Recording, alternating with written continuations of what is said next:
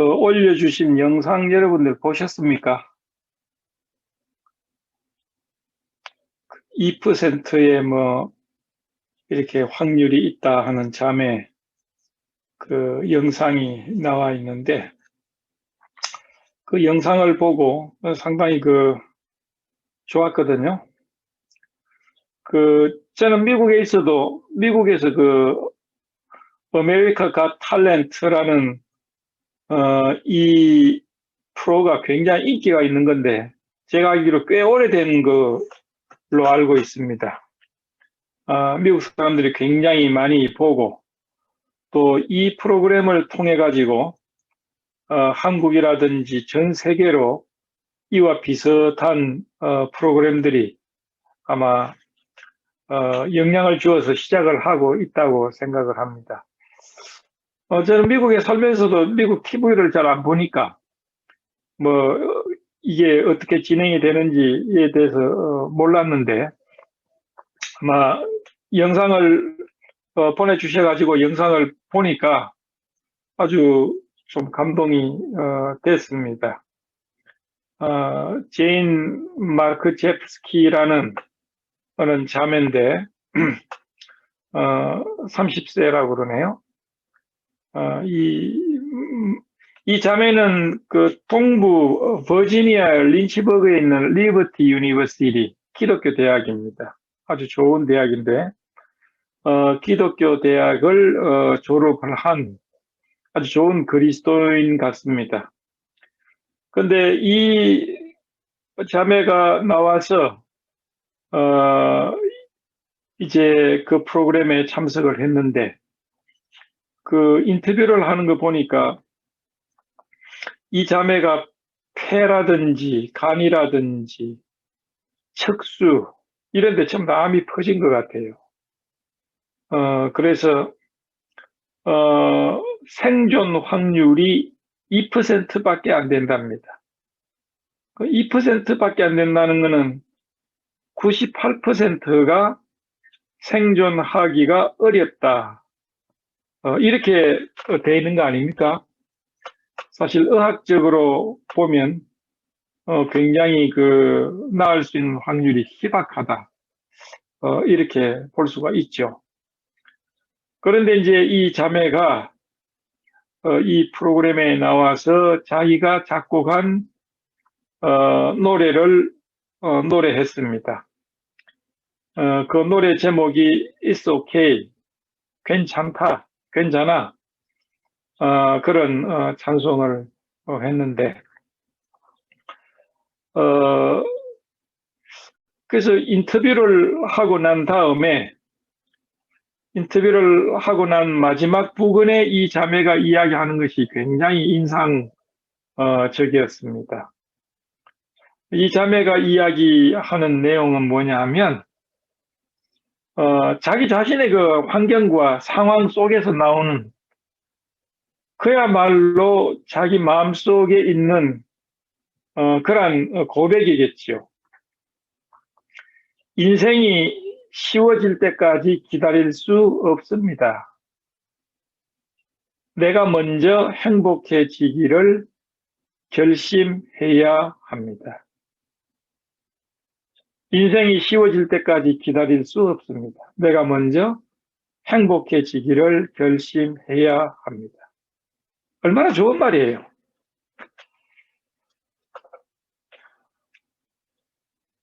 우리는 때때로 이 자매와 같은 위기를 당할 때가 있지 않습니까? 그런데 많은 사람들은 인생이 쉬워질 때까지 기다리고 있죠. 좀 더 내 환경이 좋아지기를 기다리고 있고, 또 좋은 일, 기쁜 일이 있기를 기다리고 있고, 또 뭔가 신나는 일이, 행복할 일이 있기를 기다리고 있죠. 그런데 우리 생각처럼 그런 일들이 잘 일어나고 일어나고 있지 않습니까? 우리가 원하는 환경은 오지 않고 우리가 원하지 않는 환경만 계속 다가오고 있다. 그러니까 우리는 그걸 기다리면서 실망하고 절망하고 분노하고, 그 이자벨 같은 경우에는 2% 가능성이 있으니까 얼마나 통상적인 사람들로 보면 절망적이고, 또 잘못하면 하나님 원망하기 쉽고 불행하고 또 죽음의 공포가 있고. 그러나 이 자매는 결심을 하죠. 인생이 쉬워질 때까지 기다릴 수가 없으니까 내가 먼저 행복해지기로 결심을 했다. 참 그거 얼마나 훌륭한 이야기예요. 내가 먼저 행복해지기를 결심을 했다. 많은 사람들은 행복이라는 게 그냥 외부적으로 또 이렇게 와서 행복해지는 것, 그렇게 생각을 하는데, 이 자매는 외부로부터 인생이 잘 되고 또 모든 것이 아름답게 이렇게 되어서 행복해지는 것이 아니고, 내 주변의 환경은 어려울지라도 내가 먼저 행복해져야 되겠다. 내가 먼저 행복해지기로 결심했다. 통상적인 사람들이 할 수가 없는 것이죠. 사실 그렇지 않습니까? 우리가 주변에 있는 환경으로 행복해진다는 것은 쉬운 문제가 아닙니다. 우리가 원하는 환경이 된다는 게 그거 쉬운 거 아니죠. 그러나 우리가 할 수 있는 것은, 우리가 행복해질 수 없는 환경일지라도 내가 행복해질 수 있다는 것, 내가 행복해지기로 결심할 수 있다는 것은, 이거는 신앙행위라고 생각을 합니다. 또 그렇게 할 수도 있고 그렇게 만들 수 있는 것이라고 성경은 우리에게 가르쳐 주고 있습니다. 그래서 이 고백을 했을 때 청중들이 굉장히 환호를 했습니다. 그러면서 이제 심사위원들이 참 놀랍다고, 참 좋은 음악이라고, 이제 그러면서 좋은 평가를 했는데, 마지막에 이제 평가하는 분이 아주 참 재미있게 평가를 했습니다. 그게 뭐 통과되거나 안 되거나 뭐 그런 결심이죠. 그래가지고 전부 다 심사위원이 뭐 3명입니까? 4명입니까? 다 이게 통과시킵시다 하면 통과가 되는 것인데, 이제 마지막에 있는 분이 요즘에는 노래를 너무 잘하는 사람들이 많아서 여기에 이제 가입표로 이렇게 불이 들어와야 통과가 되는 건데 그거로는 힘들다. 너무 잘하는 사람들이 많아서 그거 통과시킨다는 것이 그거는 쉽지 않다. 그런데 내가 당신에게 줄 수 있는 것은 하나 있는데 그걸 내가 주겠다 하면서 딱 눌렀는데, 그게 뭐냐면 골든 버저라는 거예요. 그건 뭐냐면 예선을 통과 안 하고 바로 중결성으로 가는 바로 중결성으로 직행하는 그 버튼을 딱 누른 거예요. 그건 아주 막 뛰어난 사람들에게 이게 단계를 거치지 않고 그냥 중결성으로 바로 갈 수 있도록 그걸로 준 거예요. 그게 아주 반전이죠. 그래가지고 막 위에서는 뭐 색종이들이 막 쏟아지고 난리가 나고 막 그랬습니다. 그래서 참 재밌는 영상이다, 그런 생각을 했습니다. 오늘 저는 그 영상을 보면서 참 그 은혜가 됐어요. 예. 우리는 때때로 우리의 행복을 기다리고만 있는 것인데, 그래서 많은 사람들은 행복을 무지개로 이렇게 표현을 하고 있죠. 그래서 멀리 보면 아름다운 무지개가 있는 겁니다. 그래서 무지개를 향해서 달려가면 가보면 없어진 거예요. 또 저쪽에 보면 무지개가 있어 또 달려가면 없어지는 겁니다. 근데 사실은 우리가 무지개 속에 있는 거죠. 무지개 속에 있는 사람은 무지개를 못 보지만 멀리서 있는 사람은 무지개 속에 있는 우리를 볼 수 있는 거죠. 그래서 우리는 행복이 멀리만 있다고 생각을 하고 또 행복이 정말 우리가 원하는 방향으로 원하는 때에 또 원하는 형태로 오기를 원하는데 그렇게 되기가 쉽지 않은 거죠. 그래서 행복은 발견하는 것이고 깨닫는 것이고 또 행복한 사람이 되는 것은 결심에 의해서 될 수 있는 겁니다. 우리가 감사라는 그 구절도 있지 않습니까? 우리는 감사할 일이 있어야 감사를 하는 거죠. 통상 보통 사람들은 그렇습니다. 감사할 일이 있으면 감사하는 거예요.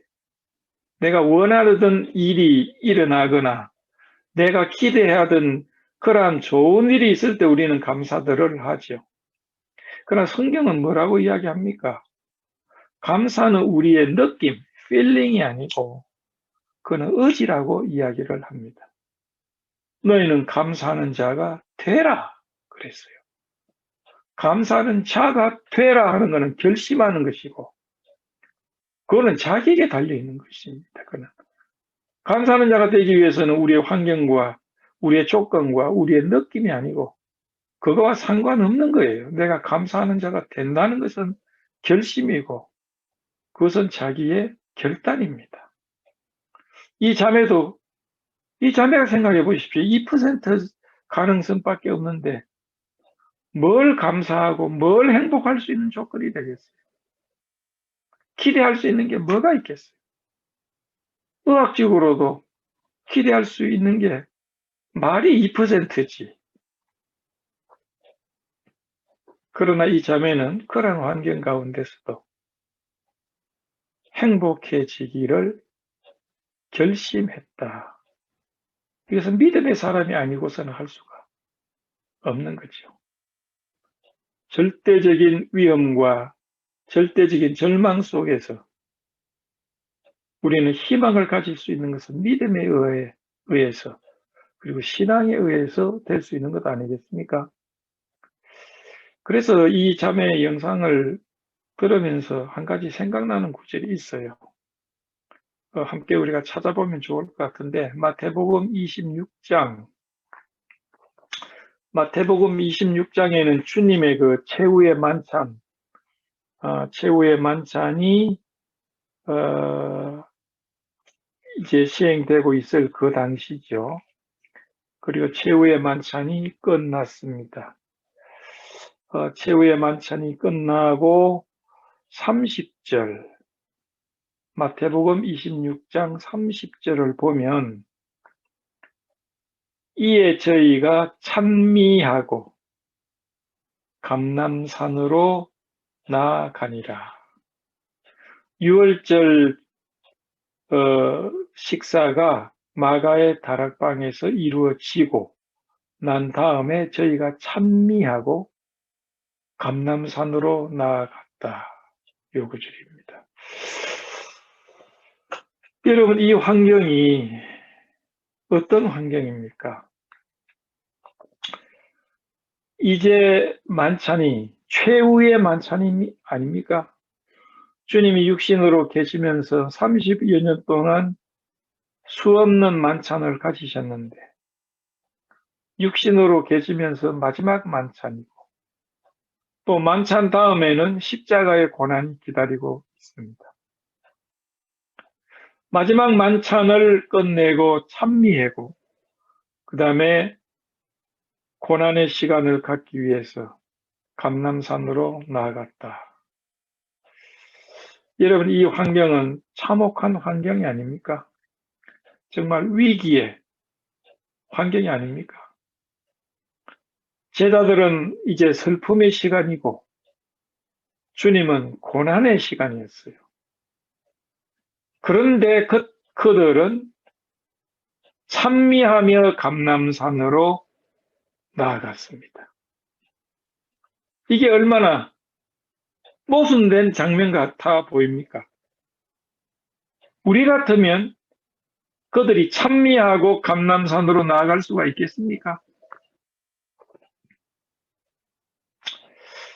그들은 찬양을 하고 어둠 속에 줄줄 줄을 지어서 이제 숲속을 향해서 마지막 고난을 향해서 나아가고 있다는 것을 상상해 보십시오.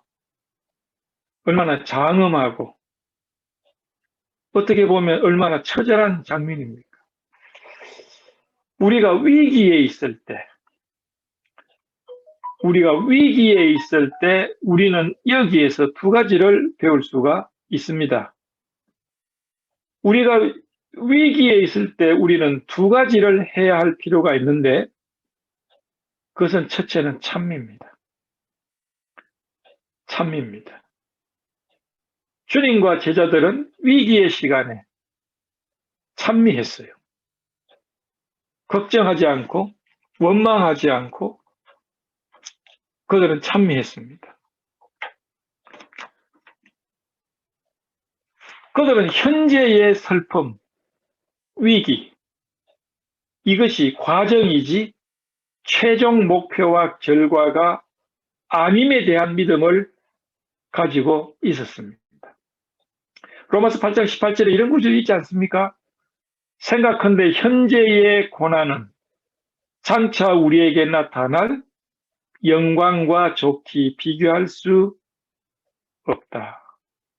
현재의 고난은 장차 우리에게 나타날 영광과 좋게 비교할 수 없다. 이것은 미래에 대한 소망을 가진 자들에게만 가질 수 있는 그러한 담대함입니다. 그들은 구원과 부활에 대한 믿음을 가지고 있었기 때문에 찬양할 수 있었어요. 그 당시에 이제 6월절 잔치를 할 때 유대인들은 만찬을 갖고 난 다음에는 통상 찬양을 합니다. 주로 그때 찬양을 했던 시편이 113편에서 118편 요 시편들을 찬양을 했다고 합니다. 이것을 할렐이라고 이야기를 합니다. 할렐. 할렐이라는 그 히브리어는 찬양이라는 말이죠. 그래서 할렐루야 하면 야훼 여호와를 할렐한다, 찬양한다 그 말이에요. 그래서 할렐루야, 할렐 찬양하라, 야훼 여호와를 찬양하라. 그래서 우리는 할렐루야라고 이야기를 하는 것입니다. 그래서 113편에서 114편 이 두 시편은 6월절 식사 전에 찬양을 주로 했고, 그 다음에 115편에서 118편까지는 6월절 식사 후에 찬양을 했다고 그럽니다. 그래서 그들은 아마 틀림없이 시편 118편을 찬양을 하고 감람산으로 갔을 것입니다. 그러면요, 110편, 118편이 참 의미가 있는 시편이에요. 여러분들이 시편 118편을 한번 읽어보시면 6월절 잔치에 왜 이 찬양을 했는지, 그것은 하나님의 섭리가 아닌가 그런 생각이 듭니다. 시편 118편을 다 읽을 수가 없으니까 제가 그 중요한 구절만 읽도록 한번 해보겠습니다. 시편 118편, 왜 이것이 6월절과 연관이 되고 더더구나 마지막 만찬을 하시는 예수 그리스도와 연관이 되는지 아마 여러분이 이해가 될 겁니다. 5절을 보면 5절을 보시면 내가 고통 중에 여호와께 부르짖었더니 여호와께서 응답하시고 나를 광활한 곳에 세우셨도다. 여호와는 내 편이시라. 내가 두려움이 없나니 사람이 내게 어찌할꼬. 여호와께서 내 편이 되사 나를 돕는 자 중에 계시니 그러므로 나를 미워하는 자에게 보응하시는 것을 내가 보리로다. 여호와께 피함이 사람을 신뢰하는 것보다 나으며 여호와께 피함이 방백들을 신뢰함보다 낫도다. 계속 읽으면 다 연관이 되는 구절입니다.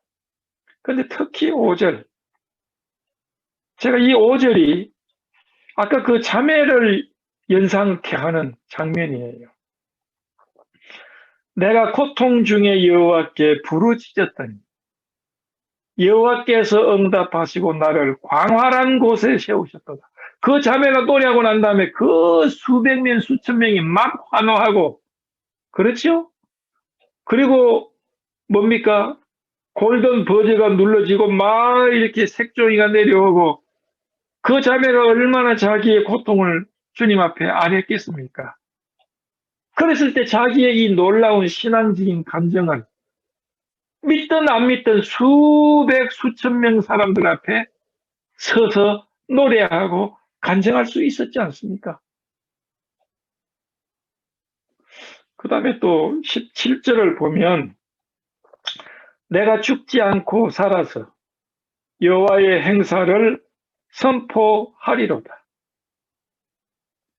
저는 그렇게 그 자매를 위해서 기도합니다. 그 자매가 2% 가능성을 하나님이 그것을 성취하셔서 그 자매를 살려주셔서 그 자매의 그 험악했던 환경에서 어떻게 하나님이 그를 치료하시고 구원하시는가를 간증할 수 있고 선포할 수 있게 되기를 바라는 마음이 있어요. 우리가 병을 낫는 것은 우리 좋으라고 낫는 면보다도 이걸 통해서 하나님이 영광을 받으시고 이러한 나의 간증을 통해서 많은 사람들에게 하나님의 크심과 하나님의 손길을 간증함으로써 하나님께 영광을 돌리는 것. 이것이 더 큰 것 아니겠습니까? 그래서 이 두 구절이 그 자매에게 참 이루어졌으면 좋겠다. 그런 생각을 합니다. 그리고 주님이 마지막 만찬을 마치시고 이 찬양을 하시면서 겟세마네의 마지막 순간, 그리고 그 다음 날에 있을 십자가의 골고다의 고난을 아마 기억하시고 아마 이 찬송을 불렀을 것이라고 생각을 합니다. 22절에 보시면 건축자의 버린 돌이 이 모퉁이의 머릿돌이 되었나니 이는 여호와의 행하신 것이요 우리 눈에 기이한 바로다. 이날은 여호와의 정하신 것이라. 이날에 우리가 즐거워하고 기뻐하리라. 건축자의 버린 돌이 누굽니까? 예수 그리스도시죠. 예수 그리스도께서 건축자의 버린 돌이에요. 기이한 일이라고 했습니다. 예수 그리스도의 십자가의 고난은 곧 설파할 일이 아니고 이날은 여호와의 정하신 것이다. 이날에 우리가 즐거워하고 기뻐할 수 있는 조건이 되지 않았습니까? 유대인들이 6월절 마지막 만찬을 마치고 시편 110편을 찬양했다는 것은요, 이것은 일종의 예언의 시편입니다. 그들은 여호와 하나님께서 메시아 나사렛 예수를 통해서 우리의 구원을 베푸실 것에 대한 예언적인 시편을 찬양을 대대로 불렀다는 겁니다. 그리고 그것을 이루기 위해서 이제 이 찬양을 하고 이걸 이루기 위해서 겟세마네로 골고다로 향하셨다는 것이죠. 그렇기 때문에 우리가 절망 가운데 있을 때, 우리가 위기 가운데 있을 때, 우리가 고통 가운데 있을 때 여러분이 결정할 수 있어요. 울부짖고 절망하고 원망하든지 그럼에도 불구하고 찬미하고 감사하든지, 우리의 심령이 감사한 마음이 들어서 감사하는 것 아니에요. 성경적인 원리는 내 마음에 감사가 우러나서 감사하는 것 당연하지요. 성경적인 감사는 내 마음에 감사가 우러나지 않더라도 감사하는 사람이 되는 것이고 결심하는 것이고 감사하는 자의 위치에 서는 겁니다. 이것이 성경이 말하는 감사하는 자가 되라는 뜻이에요. 우리는 이런 험악한 환경 가운데 찬양할 수 있습니다. 시편 57편은요. 다윗이 망명할 때 자기의 장인이었고 이스라엘의 왕이었던 사울이 다윗을 잡아 죽이기 위해서 그를 포위하고 그를 죽이려고 했을 때예요. 어떤 위기냐면요. 다윗이 굴 속에 잠시 들어가서 일행들과 쉬고 있을 때 굴을 포위가 된 겁니다. 그 굴 속에 다윗이 있는지 몰랐어요.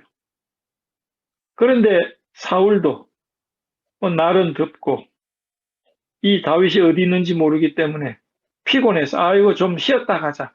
굴이 있어서 들어가서 서늘한 굴에서 사울도 잠을 잤어요. 사실은 그 안에 다윗이 있었는데 독 안에 든 쥐가 되는 겁니다. 이런 험악한 환경 가운데 이러한 위기 가운데 지었던 시편이 시편 57편이에요. 근데 참 이해하기 힘든 거는 그런 험악한 가운데 다윗은 시를 지었어. 우리 같으면 시를 지을 마음이 나지도 않을 것 같습니다. 그때 시편에 나오는 한 구절이 뭡니까? 내가 새벽을 깨우리로다. 비파야 수금아 내가 새벽을 깨우리로다. 물론 캄캄한 굴 속에 있었으니까 어둠이 있었겠지요. 그러나 그것보다도 다윗의 마음속에 절망과 실망과 두려움에 죽음의 공포에 흑암이 있었을 것입니다. 그러나 다윗은 그러한 절망과 원망과 두려움 속에 자기 자신을 두려고 하지 않고 그 절망의 어둠이 자기를 엄습할 때 자기는 결심했어요. 비파야 수금아 깰지어다. 내가 이 어둠을 물리치고 새벽을 깨우리에. 이게 믿음이 아닙니까? 나는 이런 절망적인 환경에서 어두운 환경에서 고난의 환경에서 나는 기뻐하고 즐거워하고 주님을 찬양하겠다. 비파야 수금아 이제 내가 너희들을 통해서 내가 여호와를 찬양하겠다. 죽음의 순간에 나는 원망하지 않고 죽음의 순간에 나는 찬양하기로 결심했다. 이때 다윗 마음속에 기쁨이 오고 이러겠어요. 얼마나 두려움이 절망이 있겠어요. 그러나 그는 그것을 택하지 않고 그는 찬미하겠다고 결정을 하고 있는 겁니다. 사도행전 16장에도 비슷한 장면이 나옵니다. 사도 바울과 실라가 이제 하나님의 지시함을 따라서 유럽 쪽으로 가서 복음을 전파하게 되죠. 그런데 빌립보 감옥에서 그들은 갇히게 되지 않습니까? 복음을 전하다 갇혀. 그 이상해. 하나님은 유럽에 가서 사람들이 와서 우리를 도우라. 그래서 간 건데 그 가서 잘 먹고 잘 살기 위한 것도 아니고 복음을 전하기 위해서 갔는데 하나님의 인도하심으로 갔고 좋은 목적을 가지고 갔는데 핍박이 일어나고 감옥에 갇히게 된 거예요. 여러분 우리가요 하나님의 일을 하면 모든 것이 잘 풀린다는 보장이 없습니다. 하나님의 일을 할 때, 하나님 앞에 순종을 할 때 어려움이 더 많을 수 있어요. 실망이 더 많을 수가 있어요. 그리고 감옥에 갇힙니다. 매를 맞았어요. 식사도 못했습니다. 그리고 철망에 쇠사슬에 매인받았어요. 아마 기절을 했을 겁니다. 한밤중이 됩니다. 그 맨바닥에서 착고에 채워져서 바울이 일어납니다. 보니까 감옥이에요. 한밤중인데 아마 달빛이 창문으로 들어왔는지 모르겠어요. 고요합니다. 이때 바울은 왜 하나님을 위해서 복음을 전하고 순종했는데 이런 일이 있습니까? 실망하고 원망하고 슬퍼하지 않고 한국 성경에는 뭐라고 했습니까? 하나님을 찬미했다 되어 있어요. 똑같은 단어입니다. 저는 찬송과 찬미가 같은 단어지요. 영어로 말하면 praise, 주님을 찬양하는 것인데 어떨 때는 찬송이라고 그러고 어떤 때는 찬미라고 그러는데 저는 찬미가 좀 더 어감이 좋은 것 같아요. 찬미는 뭐냐면 내 마음속에 막 우러나서 하나님 앞에 쫙 올려지는 그런 찬미, 그런 느낌이 들어요. 원망하고 슬퍼하고 두려워할 수밖에 없는 환경에서 사도 바울과 신라는 찬미하기로 결심하고 찬미했어요. 한밤중에 찬미를 하니까 다른 방에 있는 죄수들이 들었다. 그렇게 돼 있어요. 다른 방에 있는 죄수들이 들었다. 그 죄수들이 들었고 뭐라고 했는지 모르겠어요. 어떤 죄수들은 미친놈들 아니야? 아마 그랬을 수도 있겠고 아유 저렇게 맞고 들어오더니 정신이 돌았구나. 그렇게 했을 수도 있고 그랬건 어쨌건 간에 사도 바울과 신라는 원망하지 않고 슬퍼하지 않고 절망하지 않고 두려워하지 않고 찬양하고 하나님을 높였습니다. 찬양한다는 것은 하나님 편에 서는 것을 의미합니다. 찬양하는 것은 하나님 편에 서는 것을 말하는 것이요. 찬양한다는 것은 내 환경이 어떻든지 하나님이 나에게 어떻게 인도하시든지 하나님의 인도와 하나님의 뜻에 나는 동의하고 하나님의 뜻에 굴복한다는 의미입니다. 얼마나 놀랍습니까? 그걸로 이야기가 끝납니까? 아닙니다. 찬미하자마자 갑자기 옥문이 흔들립니다. 지진이 일어났어요. 착고가 이렇게 풀어집니다. 그리고 옥문이 열렸어요. 자유가 된 거 아닙니까? 그들은 도망갈 수 있었지만 도망가지 않았어요. 도망갈 수가 필요가 없었어요. 왜냐하면 그곳이 더 안전한 곳이고 그곳이 더 자유한 곳이니까. 그리스도인들은요, 고난의 위치가 더 자유로울 수 있는 위치예요. 밖으로 나간다고 해서 자유가 아니고 감옥 속에서도 자유를 누릴 수 있는 것이 그리스도인들 아닙니까? 예. 그리고 어떻게 변합니까? 그 간수 달려옵니다.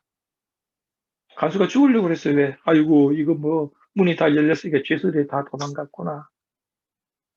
그 당시에는요, 간수가, 죄수들이 도망가면 간수는 죄수들의 생명을 자기 생명으로 대신 갚아야 해요. 어차피 죽은 목숨 내가 스스로 죽겠다. 그렇게 된 거죠. 그래서 사도 바울은 우리가 도망가지 않았다. 그래가지고 음식이 차려지고 씻기고 그 다음에 복음을 듣겠다고 이야기를 했습니다. 그것이 빌립보 교회의 시작이 아닙니까? 위기에 처할 때 우리가 어떤 태도를 가져야 할 것을 여기서 배우는 것입니다. 찬양은 참 놀라운 거예요. 우리가 성경을 읽는 거와 찬양은 좀 틀려. 성경을 읽는 것도 좋고, 기도하는 것도 좋고, 그런데 찬양을 하는 것은 또 다른 무엇이 있어요. 예. 찬양을 할 때 우리는 힘이 나고, 찬양을 할 때 우리 속에 하나님에 대한 감사와 영광을 실질적으로 돌릴 수 있어요. 찬양을 할 때 우리 속에 마음에 변화가 있을 수 있죠. 여러분, 영어에서 찬송을 뭐라고 하는 줄 아세요? 영어로 찬송을 힘이라고 그러죠. 힘. 미국 사람들이 찬송을 해보니까 힘이 나거든요. 그러니까 힘이라고 그런 거야. 예. 미국 사람들이 찬양을 해보니까 힘이 불끈불끈 나니까 이거는 힘이다. 그래서 힘이라고 불렀지 않느냐. 이거는 내 생각이에요. 그래서 미국 사람들은 찬양책을 힘널 그러죠. 예. 그리고 이제 우리가 이제 한국에도 그렇지만은 그 중국 같은 데 보면 양자강이 있는데 그 물살이 세지요. 뱃사공들이 양자강을 거슬러 올라갈 때는 너무 힘들기 때문에 양자강에 올라갈 때는 노래를 부르는 노래가 있었답니다. 왜? 그 노래를 똑같이 하면서 힘을 낼 수 있도록. 한국도 너무 힘들 때는 노래하지 않습니까? 군인들이 전투할 때, 고난의 행군을 할 때 군가를 부르지 않습니까? 노래는 참 능력 있는 거예요. 예. 여러분, 위기에 처할 때 제자들과 주님은 찬미했습니다. 믿음의 행위였어요. 두 번째, 여러분이 그 위기에 처할 때 우리는 생각해야 될 것은 뭐냐면 감람산입니다. 그들이 찬미를 하고 감람산으로 갔어요. 감람산이라는 것은 올리브가 많다는 거죠. 지금도 감람산에 올리브가 있는 그 그림을, 사진을 본 적이 있는데, 감람산이라는 것은 올리브가 많다는 겁니다. 올리브 산으로 갔습니다. 그 올리브 산은 우리가 잘 아는 바와 같이 우리 주님이 거기서 기도하던, 때때로 올리브 산에 가서 잘 데가 없었으니까 감람산에 가서 지내기도 하고 밤을 새기도 했어요. 그리고 마지막 십자가를 지시기 전에도 이 감람산으로 가셔서 우리가 잘 아는 바와 같이 기도했지 않습니까? 이것은 예수 그리스도의 생애 가운데 가장 정말 그 자기의 모든 힘과 정성과 의지를 다해서 기도했던, 그야말로 땀이 피처럼 흘려지는 그런 기도를 했던 그 기도 아닙니까? 특히 39절에 보니까 조금 나아가사 얼굴을 땅에 대시고 엎드려 기도하여 가라사대, 내 아버지여, 만일 할만하시거든 이 잔을 내게서 지나가게 하옵소서. 그러나 나의 원대로 마옵시고 아버지의 원대로 하옵소서. 주님이 이걸 좀 지나가게 하면 안 되겠습니까? 십자가의 고난을 좀 지나가면 안 되겠습니까? 언젠가 제가 여러분에게 말씀드렸지만은 이것은 예수님 십자가에서 못 박혀 피 흘리고 죽는 데 대한 두려움보다도 완전히 거룩한 하나님이 인간의 죄를 맛보시고 인간의 죄를 짊어지시는 데 대한 극단적인 두려움과 부담입니다. 삼위일체 하나님이 아들 하나님이 아버지 하나님과 분리되는 우리가 이건 인간이 상상할 수 없는 문제입니다. 이건 비극. 그리고 생명의 주께서 죽음을 체험해야 한다는 것은요. 이건 우리가 상상할 수가 없어요. 인간으로서는 상상할 수가 없습니다. 극단적인 위기, 극단적인 두려움, 극단적인 비극의 순간입니다. 우리 주님이 자기가 십자가에 돌아가시는 것을 예상하고 오셨고 늘 그날을 기다리셨고 그 때를 기다리셨는데 정작 때가 되었을 때 주님은 두려워하신 이유는 바로 그런 때문이죠. 그러나 주님은 아버지 하나님 앞에 그러나 내 뜻대로 마시고 아버지 뜻대로 되어지기를 원합니다. 아버지의 뜻이 이루어지기를 원하고 요청한 겁니다. 이것은 굴복입니다. 자기의 의지를 아버지 하나님 앞에 굴복시키는 겁니다. 때때로 우리에는 위기가 올 때 하나님은 여러 가지 목적이 있을 수 있어요. 그러나 그 가운데 하나는 온전히 우리가 하나님의 뜻과 주권에 굴복하게 되기를 원하는 면이 있습니다. 그것이 우리에게 최선의 길이고 최선의 안전이고 최선의 하나님의 뜻을 이루는 조건이 되기 때문에 그렇습니다. 지난번에 우리는 기도를 배우면서 기도는 내 뜻을 아뢰는 것이 아니고 아버지의 뜻, 하나님의 뜻을 구하는 것이다 그랬어요.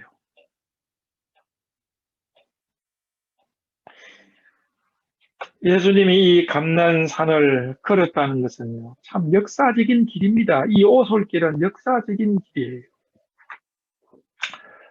예수님이 이 길을 걷기 전에, 1000년 전에 이 길을 걸었던 사람이 있습니다. 그때 그 사람이 걸었을 때 그 사람의 환경이 어땠는 줄 아세요? 참혹했습니다.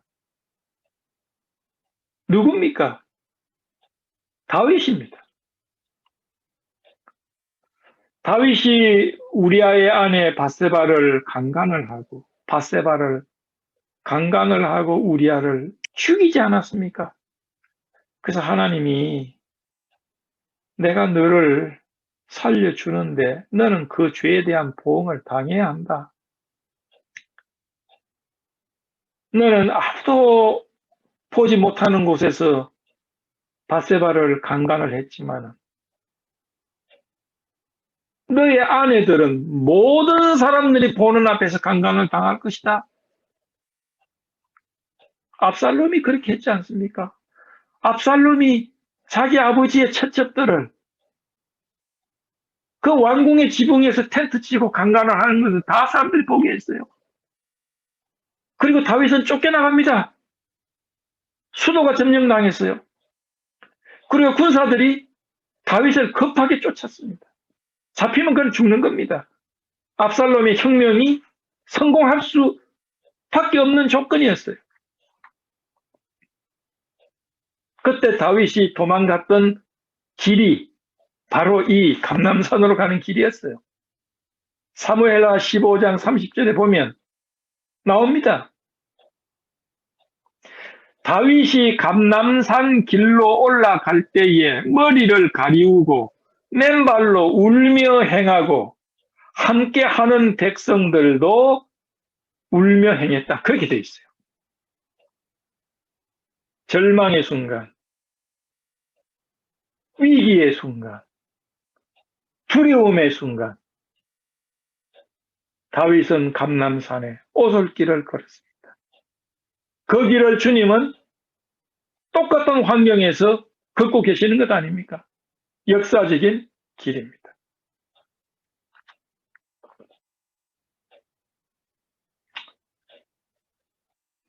다윗이 처량하게 쫓겨가니까 사울 집안의 사람이었던 시므이라는 자가 다윗을 저주합니다. 아이고 잘됐다. 우리 집안을 그렇게 망하더니 아이고 잘됐다. 비루한 자여 가라. 우리 집안의 원수를 하나님이 갚으신다.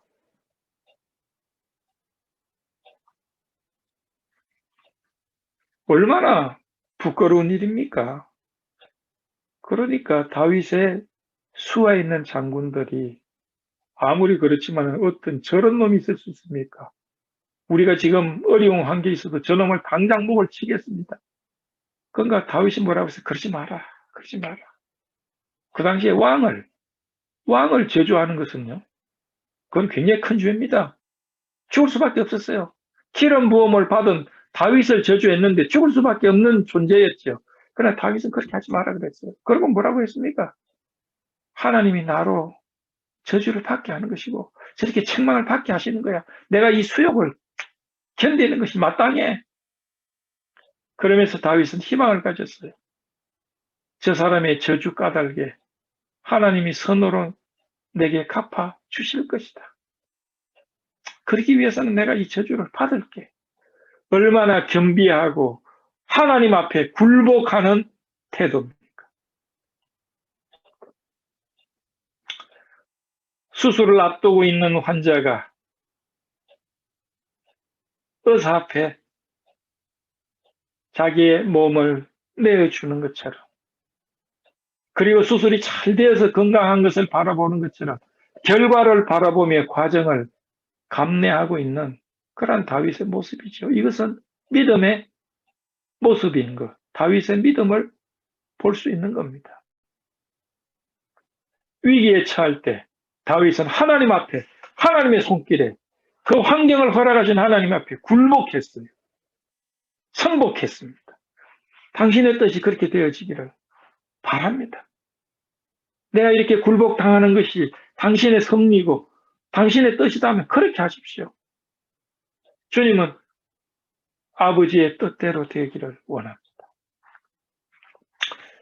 이제 미국은 지금 내일이 주일이고 일주일 후는 7월 4일 날 독립기념일입니다.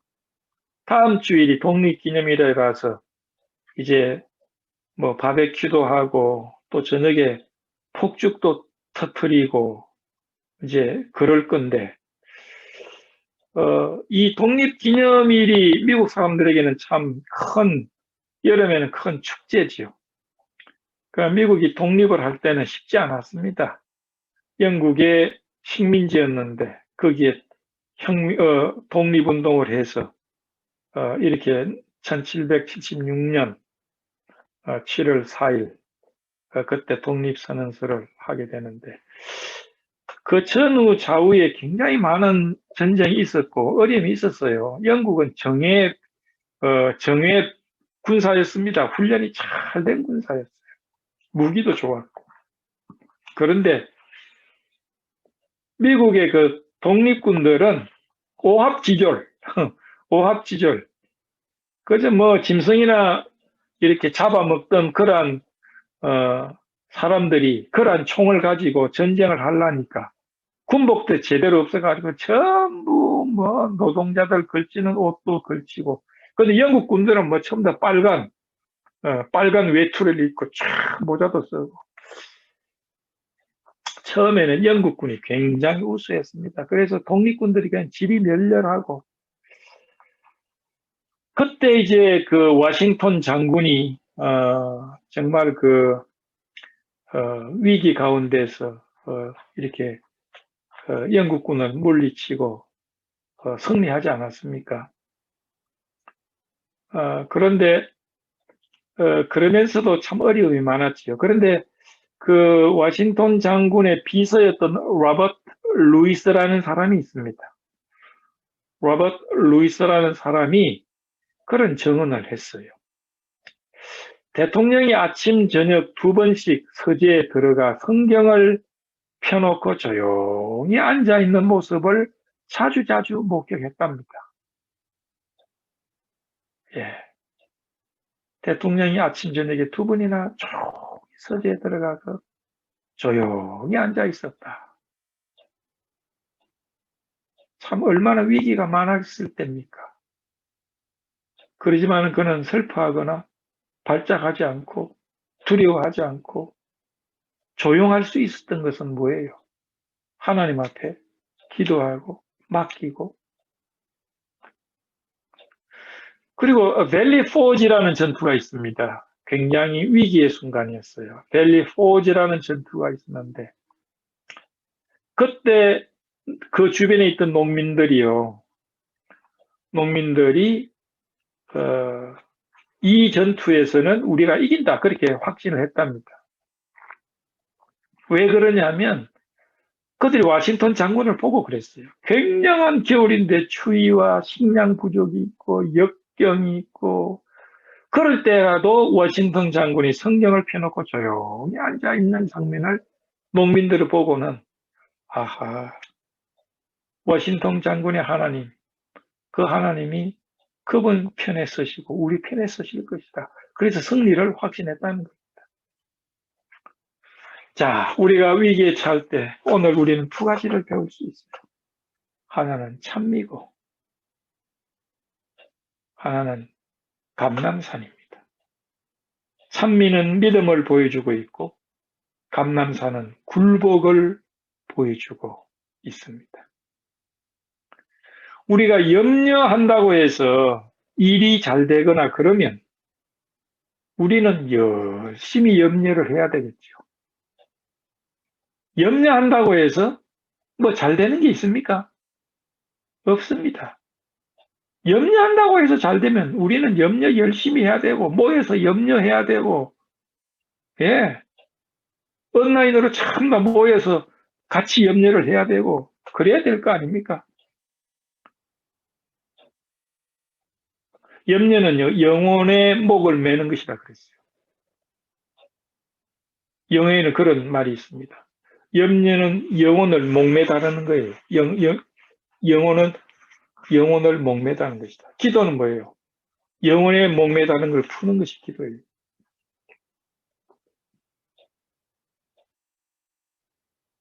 우리의 감정이 우리의 환경에 우리 마음에 통이하지 않는다면 어지만이라도 찬미하고 굴복할 수 있는 것이 믿음의 사람들입니다.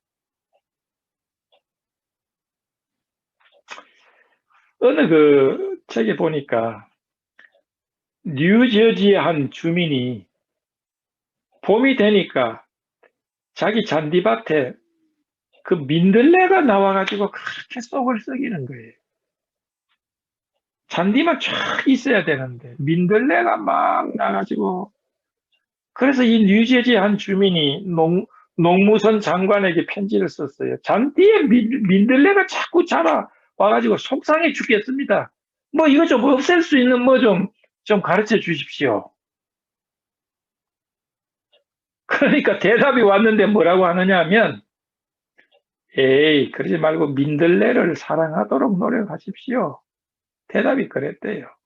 그 민들레가 굉장히 강하거든요. 굉장히 강해요. 생명력이 강합니다. 그거 없앤다고 해서 없어지질 않아. 제가 시카고 있을 때 우리 교회가 있었는데 교회 뒷뜰에 잔디가 참 좋았는데 그 민들레가 많았어요. 예, 그래서 민들레도 이렇게 잔디 안 좋다고 민들레를 캐기도 하고 하는데 그게 잘 안 없어져. 그런데 우리가 생각을 바꿨어. 민들레를 캐먹기로 했어. 봄에 민들레 그거 참 맛있습니다. 예. 미국에는 봄나물이 없는데 그 시카고에는 봄나물이 두 개, 민들레하고 그 달랭이. 시카고에 달랭이가 많아요. 근데 그 달랭이 그것도 있는 데가 있지 뭐 없는 데인데 하필 예배당 뒷뜰에 민들레가 있어가지고 그거 뜯어가지고 나물 무쳐 먹는데 얼마나 싱싱하고 부드럽고 좋은지요. 그래가지고 많이 뜯어가지고 우리도 먹고 냉장고에 넣어놨다가 남들도 주고 그랬어요. 민들레 맛있어요, 그게. 그게 한국에 뭐 썬바기가 같은 건지 그건 잘 모르겠는데 좌우지간 민들레 맛있어요. 여러분의 생애에 잔디만 자라는 것이 아니고 잡초, 민들레가 자라서 속상합니까? 차라리 민들레를 사랑해 보면 어떻겠습니까? 우리가 도저히 할 수 없는 환경이 온다면 그 환경을 즐겨라. 그런 말이 있습니다.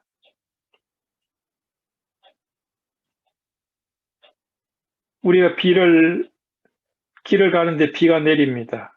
옷이 젖겠다. 머리가 젖는다. 그러다가 나중에는 어떻게 돼요?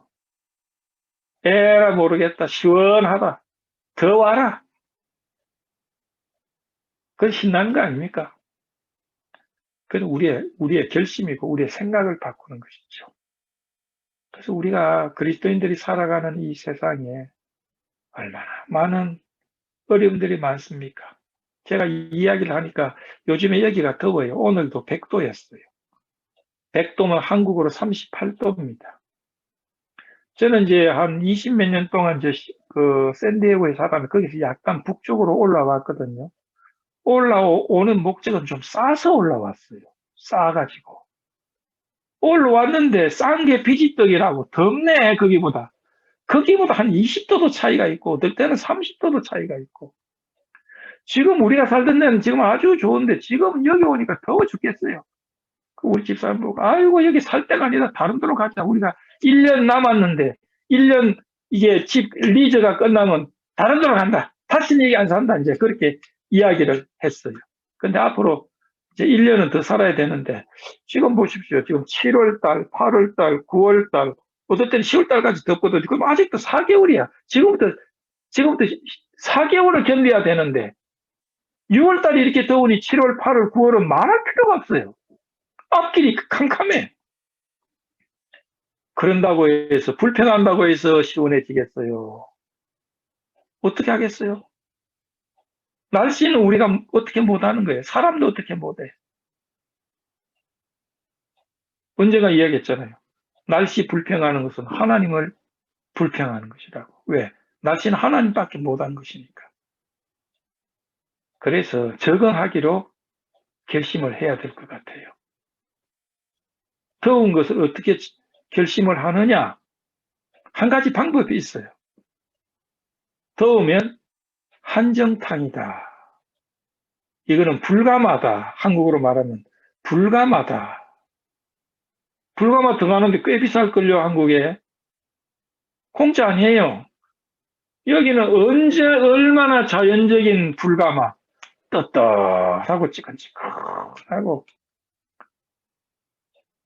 그전에 제가 아리조나는 더 덥거든요. 아리조나는 한 40도, 50도 됩니다. 여름에. 불평불만 많이 했어요. 근데 불평불만 하니까 더 더워. 그럴 수밖에 없는 게 혈압이 오르니까 더 덥지. 날씨에다가 혈압이 오르니까 더 더워. 못 살겠어. 정신이 돌 것 같아. 안 되겠다. 이거 다른 방법이 없나.